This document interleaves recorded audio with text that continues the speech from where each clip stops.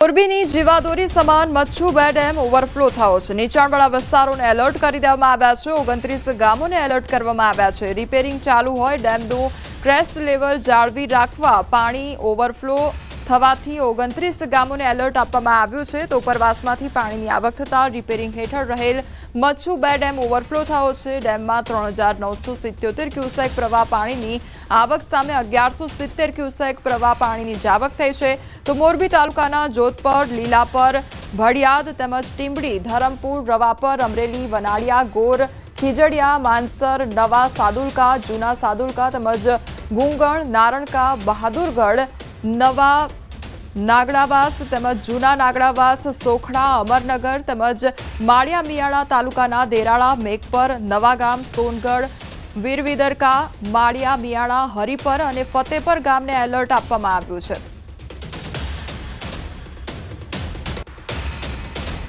મોરબી હળવદથી સરા વચ્ચે દિઘડિયાની નદી બે કાંઠે વહેતી થઈ છે। હળવદના શક્તિધામ દિઘડિયા નજીક બ્રાહ્મણી નદીનું રૌદ્ર સ્વરૂપ જોવા મળ્યું છે। દિઘડિયા તેમજ આજુબાજુના ગામ થયા છે સંપર્ક વિહોણા। ઉપરવાસમાં રાત્રિના સમયે સારો વરસાદ થતાં બ્રાહ્મણી નદીમાં 3 ફૂટ ઉપરથી પાણી વહી રહ્યું છે। તો પુલ ઉપર 3 ફૂટ પાણી જતા વાહન ચાલકો પરેશાન બન્યા છે। હળવદ સરાને જોડતો રસ્તો સંપૂર્ણ અત્યારે બ્લોક થઈ ગયો છે।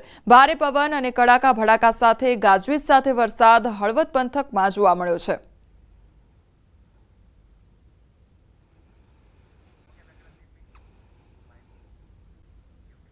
મોરબીમાં વરસાદ બાદ રોડ રસ્તાની સ્થિતિ બગડી ગઈ છે। શહેરના લાથી પ્લોટ વિસ્તારમાં મુખ્ય રસ્તા પર કીચડનું સામ્રાજ્ય જોવા મળી રહ્યું છે। મનપાએ ભૂગર્ભ ગટરનું કામ કર્યા બાદ પાકો રસ્તો ન બનાવતા લોકોને હાલાકી વેઠવાનો વારો આવ્યો છે। બોલેરો અને ક્રેન જેવા વાહનો કીચડમાં ફસાઈ ગયા છે। ત્યારે જાગૃત નાગરિકે વિડીયો બનાવી વ્યથા વ્યક્ત કરી છે। તો કીચડનું સામ્રાજ્ય જામ્યું હોય તે પ્રકારની પરિસ્થિતિ જોવા મળી છે। પાકો રસ્તો ન બનાવતા હવે લોકોને હાલાકી વેઠવાનો વારો આવી રહ્યો છે। ત્યારે આ વિડીયો બનાવી જાગૃત નાગરિક દ્વારા વિડીયો બનાવી પોતાની વ્યથા વ્યક્ત કરવામાં આવી છે।